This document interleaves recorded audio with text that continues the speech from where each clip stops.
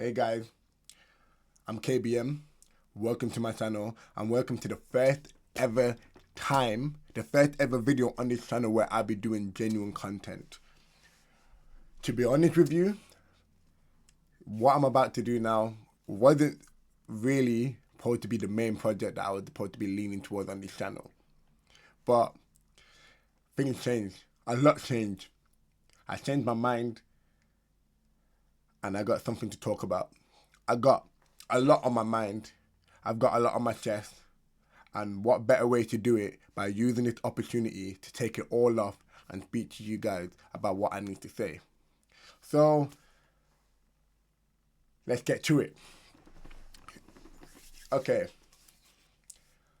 So all that knows me personally or may know of me, they all probably know the one thing I love a lot in this life.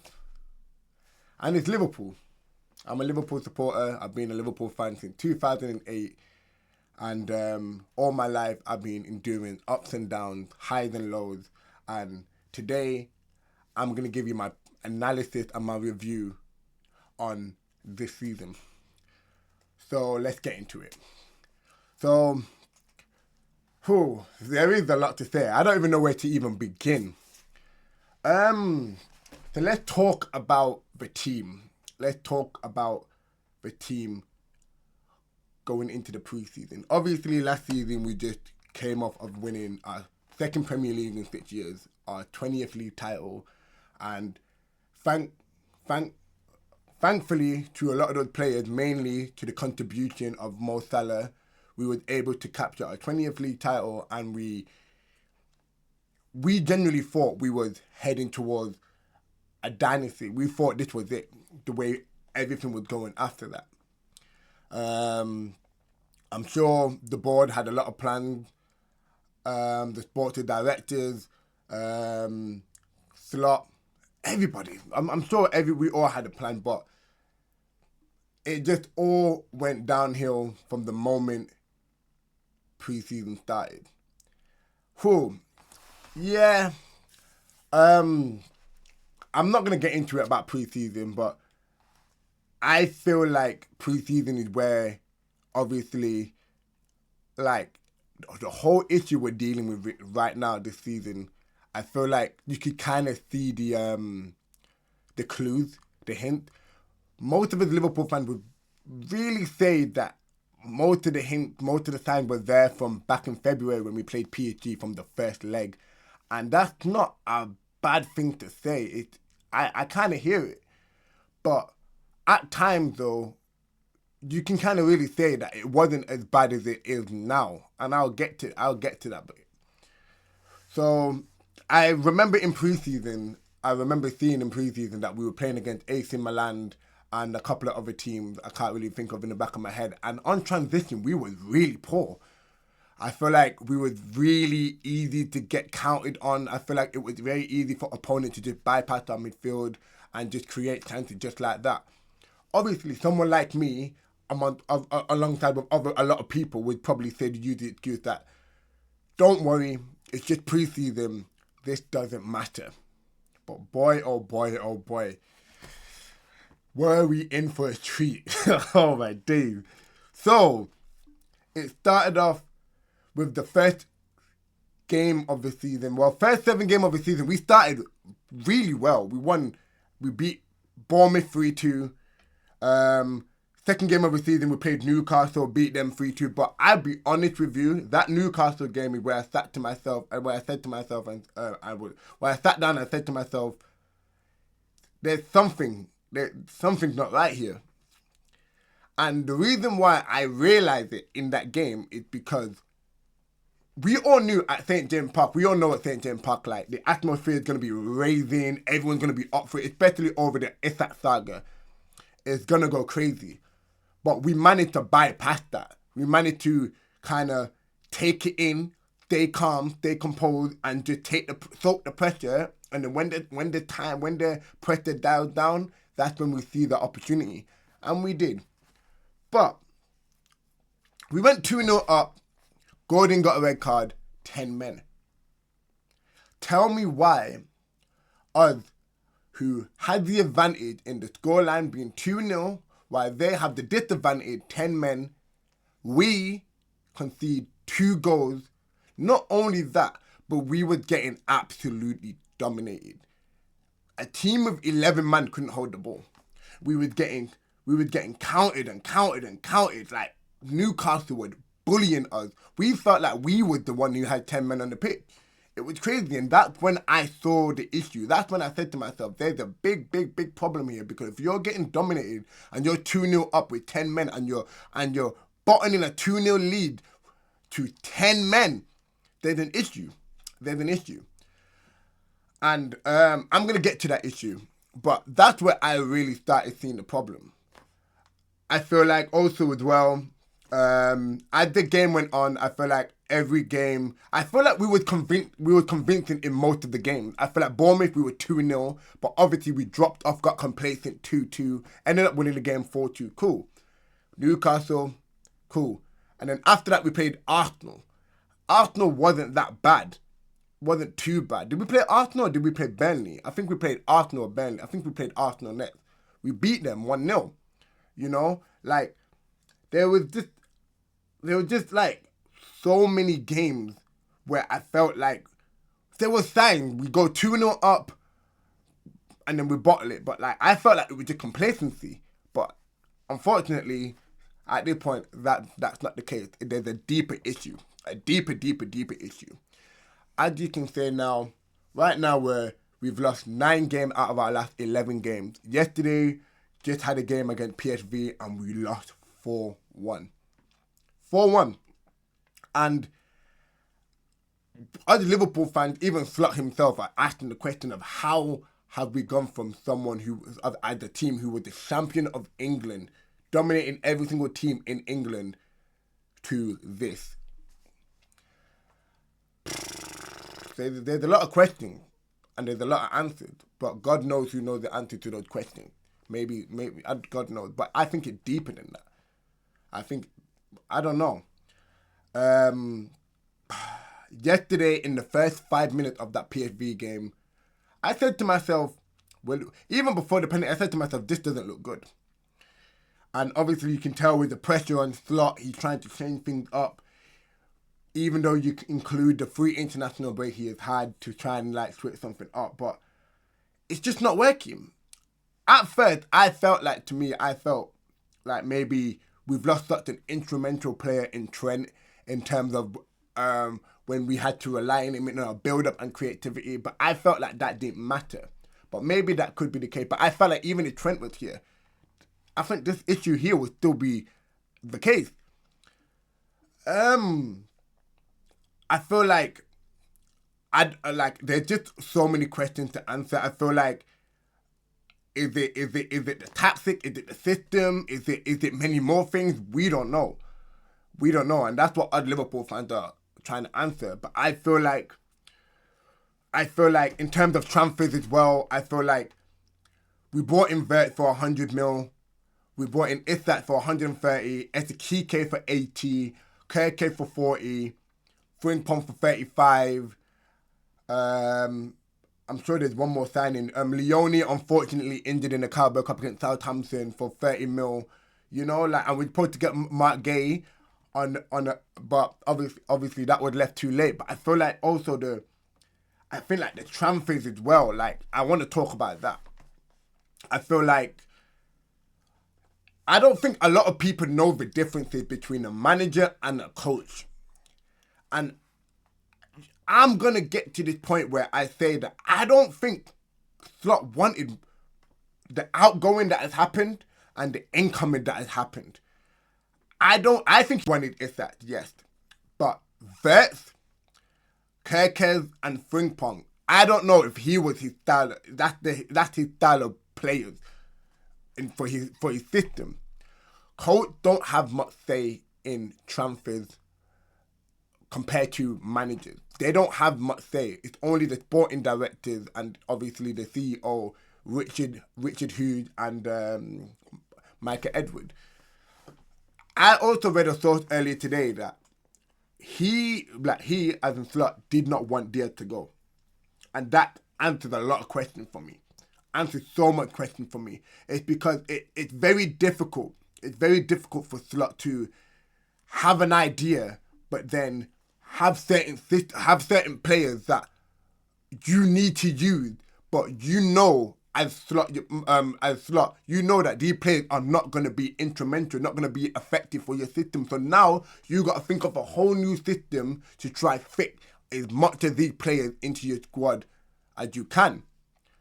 And I feel bad for him. I feel also bad as well. I feel like the tragedy that happened back in July, I feel like that just changed the whole energy, the whole plan of Liverpool, of the football club. I'm not going to speak too much of it, but I feel like in terms of the transfer plan, we would never go in for two strikers. I think the main striker was Isak and Vert, maybe a month more, and that was it. Diaz didn't want to leave. He wanted a new contract. He wanted to be respected, but unfortunately, as our sporting director, Richard Hughes, didn't care about that. We got an offer that was too good to refuse, and we had to let him go. I was okay with that, as long as we get a winger that could do the same, that could give the same output and the same impact as Diaz. One-on-one dribbling, pressing, holding up the ball, everything. But we didn't. And I feel like that was very poor planning from us. And I feel like that has ruined a lot of our plans. I think that has ruined a lot of our structure coming into the season. I think we spent 500 mil, and I felt like, for me, the personnel is just not it. And that's what I say when I relate it to Slot. Like, he didn't have much say in what he's trying to, in the players he wanted. Maybe he suggested some of the players, but maybe they said no. They went for what they wanted instead of what Slot wanted. And it's just, and now he's in a situation where he has to deal with this, where he has to include Vert, include Ezekike, who's on hot form right now, while we're at the start of the season until now. Is that one of the best strikers in the world? And then you got to include Salah, you got to include all these quality players, and it's not that easy. You can't keep everyone happy. I feel like Slot had been put in a very difficult situation. I feel like as well, in terms of the tragedy as well, I feel like Slot is dealing with a very, very difficult job in terms of, I feel like the players mentally, I feel like some of them are probably not up for it. Some of them are probably still dealing with it. I feel like in terms of man management and motivation, I think Slot even admitted himself he's not really like that compared to Klopp. And I feel like that's where he's lacking, because that's what we kind of need right now. And I know it's easier said than done, especially when you lose such a big persona like that in the dressing room. It's not that easy. It's not that easy at all. It's just that, like, that's why me this season, I've had my ups and downs in terms of my reaction towards the games, towards Man United, towards everything. But I feel like we need to be easy on this team. I feel like we need to be easy on Slot. And I feel like people are saying, oh, it wasn't an issue when we were winning 7 games in a row. It was an issue. It was an issue. With Salah crying after the game, you can see Salah was upset against Burnley, Robertson pointing to the sky, many more. But I'm not going to blame the whole situation on that. I'm just saying it plays a part. It plays a part, And it's just something like that. Like, how as a coach, how as a manager are you supposed to deal with something like that? Something that's so unexpected that has happened, So I feel like it's very, very, very, very concerning. I feel like in terms of our system, I look at us the last few games. We look so stale. We look like we lack creativity. Whatever the XG says, trust me, I watched the game with my eyes. We cannot create for one of the most political strikers we have gotten since Luis Suarez. We can't create for him. I feel like also as well, not my main issue, but one of the issues as well, like I said earlier about the personnel. We have 3 forward. 1 who is the main guy. 2, he wants to be the main guy. We have a left winger who wants to be the main guy, who wants to shoot every single chance he gets. And then you get a striker who, again, strike it as an Etikike, not Isak, but I strike it in Etikike, who I saw last game yesterday. He wanted to be that main guy. He wasn't passing the ball to Salah. He wasn't passing the ball to Gasper. He was doing too much. I felt like there was one chance where he dribbled. Curtis Jones made the overlap and Salah came on the inside. I felt like he could have passed that, but he shot instead. And that's what I feel like. There's an imbalance in the forward three. There's an imbalance.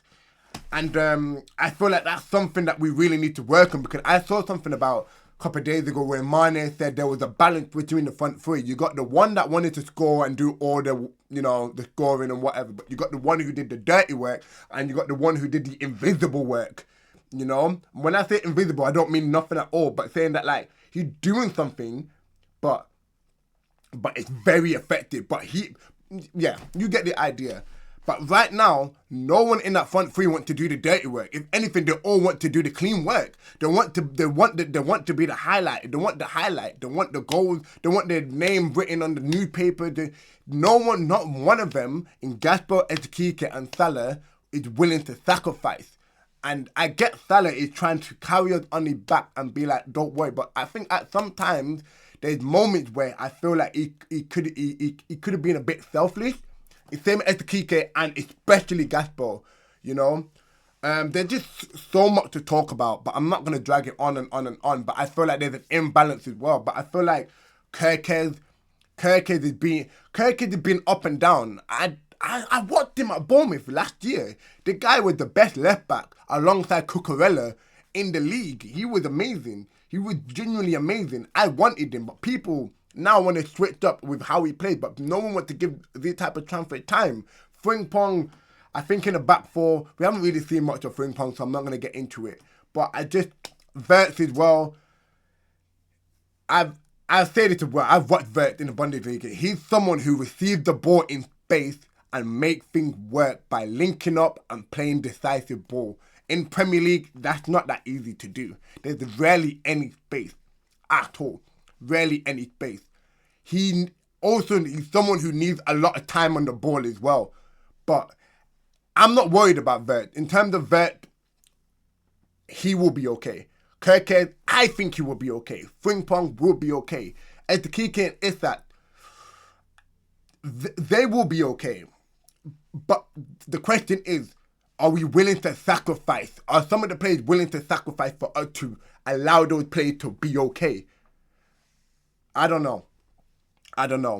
But I just want to say, in terms of the performance and the way we're going through what we're going through this season, I'll say one player on my mind who has just been, majority of the game this season, who has just been killing himself, sweating in blood, just running himself to the ground, doing everything he possibly can do. Right back, cam, centre mid, DM, left wing, you name it. And I want to give my shout out, my respect to Dominic Szoboszlai. I feel like, honestly, he's just been amazing for his country and for us as well. And I feel like it's very, very unfortunate that he is playing the best football of his career. He's playing insane. And it's in a moment, it's in a period where nothing's clicking. We're in a crisis. And I feel so terrible for him. But there's no but, sorry. When Wirtz was signed, I said to myself, I don't know how we're going to fit in Szoboszlai. But boy, oh boy, did he prove me wrong. He has to be the one who is one of the first name on that team sheet. The first name, and I give my utmost respect to Dominic Szoboszlai, because he's just been amazing for both country and club, So, yeah, I feel like as well, everyone else, I'm not going to really call that name and say they've been terrible for me, because I'm not that type of player. I'm not that type of person.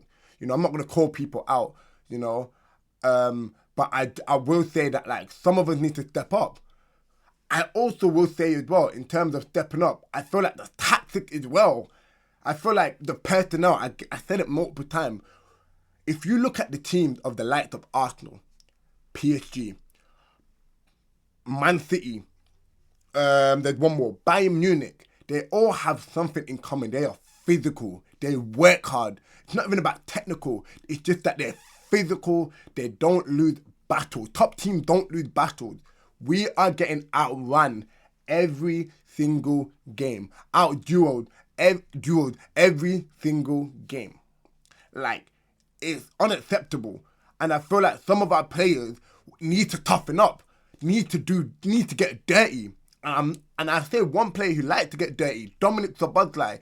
Honestly, again, some of these players need to learn from him, because he's running, he's winning every majority of the duos that he participates in. Like, he's trying, But I feel like in terms of tactical, I feel like our midfield, I feel like also majority of our players are too offensive. I feel like they don't want to come in deep, receive the ball. I feel like our structure is a mess. Chelsea game, Man City game, the PSV game, the Nottingham Forest game when Dominic Szoboszlai had the ball on the right and all my midfielders ran. Like, but I feel like as well that's the main issue for me. I said it, the personnel. I think we lack physicality. We lack having the players who like to do the dirty work, and that starts from the front and build all the way up to the back.